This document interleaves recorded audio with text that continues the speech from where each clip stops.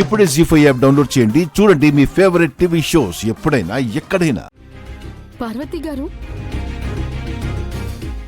మీతో కాస్త మాట్లాడాలి. చెప్పండి. మిమ్మల్ని ఇలా అడగడం కరెక్ట్ కాదని నాకు తెలుస్తుంది, కానీ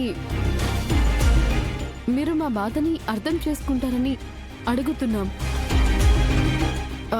మీరు నాకు ఒక సాయం చేయాలి. నేను మీకేం సాయం చేయగలను? మీరు లక్కీ కన్న తల్లి కదా, మీకు ఆ ప్రేమ ఉంటుంది. అలాగే మేము లక్కీని 8 ఏళ్లు పెంచాం. పెంచిన ప్రేమ మాకు కూడా ఉంటుంది. ముఖ్యంగా లక్కీ అంటే ఆయనకి చాలా ఇష్టం. ఈ 8 ఏళ్లలో ఒక్క క్షణం కూడా ఆయన లక్కీని వదిలి ఉండలేదు. లక్కీ ఏ ప్రాణంలా, లక్కీ ఏ ప్రపంచంలా ఆయన బ్రతికారు. ఇప్పుడు మీరొచ్చి లక్కీని తీసుకువెళ్ళిపోతాను అంటే ఆయన తట్టుకోలేకపోతున్నారు. నిజం చెప్పాలంటే లక్కీ లేకుండా ఆయన బ్రతకలేరు కూడా. అయితే నన్నేం చేయమంటారు? మాకు లక్కీ కావాలి. దయచేసి మా పాపని మాకిచ్చేయండి. అదెలా కుదురుతుంది? ఆ పాప నాకన్న కూతురు.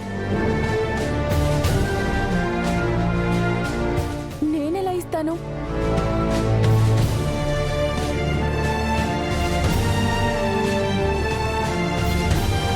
ప్లీజ్ పార్వతి గారు, దయచేసి అర్థం చేసుకోండి.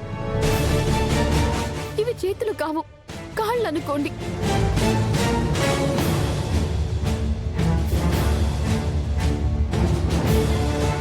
ఇప్పుడు నేను నీ కాళ్ళు పట్టుకున్నట్టు నటిస్తాను, నువ్వు ఒప్పుకున్నట్టు నటించు.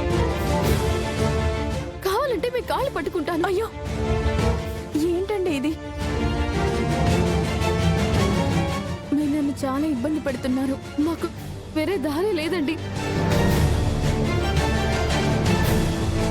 లక్కీ లేకుండా మేం బ్రతకలేము. లక్కీకి బదులుగా మీకు ఏం కావాలో చెప్పండి, మీరు ఏం అడిగినా ఇస్తాం. కావాలంటే మీకు నా ప్రాణమైనా ఇస్తాను.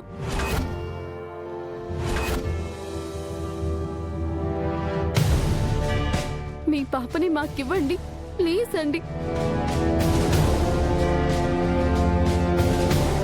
ఇది మామూలు నటి అనుకున్నాను, మహానటే. మీరు ఇంతలా అడుగుతుంటే నాకు చాలా బాధగా ఉందండి. కానీ నా పాపని వదులుకోవాలంటే పాపని తీసుకెళ్లి మీరేం చేస్తారు? బాగా చదివించి పెంచి పెద్ద చేసి పెళ్లి చేస్తారు, అంతే కదా?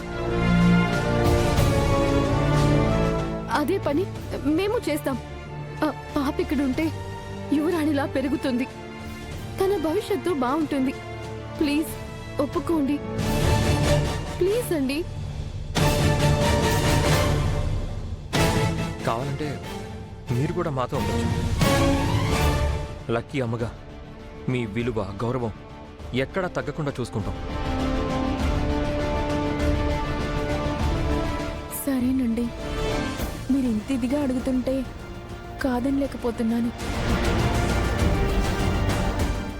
జీ5 యాప్ డౌన్లోడ్ చేసి అన్ని ఎపిసోడ్స్ పూర్తి ఉచితంగా చూడండి.